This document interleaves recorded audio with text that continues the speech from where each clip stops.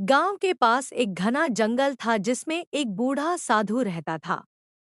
लोग कहते थे कि वह साधु किसी को भी अनोखा वरदान दे सकता था, पर शर्त यह थी कि वरदान का सही उपयोग होना चाहिए। एक दिन गांव के एक गरीब लड़के रवि ने साधु की मदद की। साधु ने खुश होकर कहा, बेटा, मैं तुम्हें एक वरदान देता हूँ। जो भी चीज तुम हाथ में लोगे वह सोने की बन जाएगी, लेकिन केवल तब तक जब तक तुम उसे अपने पास रखोगे। रवि बहुत खुश हुआ।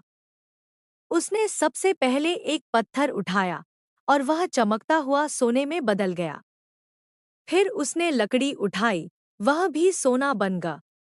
अब वह सोचने लगा कि गांव में जाकर सबको यह दिखाएगा और अमीर बन जाएगा। लेकिन जैसे ही वह गांव पहुंचा, उसकी मां ने प्यार से उसे गले लगाया और वह भी सोने की मूर्ति बन गई। रवि घबरा गया। उसे समझ आया कि यह वरदान नहीं, बल्कि एक बड़ी जिम्मेदारी थी। वह रोता हुआ फिर से साधु के पास गया और बोला, मुझे यह वरदान वापस ले लो, मैं अपनी माँ को पहले जैसा चाहता हूँ। साधु मुस्कुराए और बोले, बेटा, धन से बढ़कर प्रेम और परिवार होता है। अब तुम्हें यह बात समझ आ गई, इसलिए तुम्हारा वरदान वापस लेता हूँ।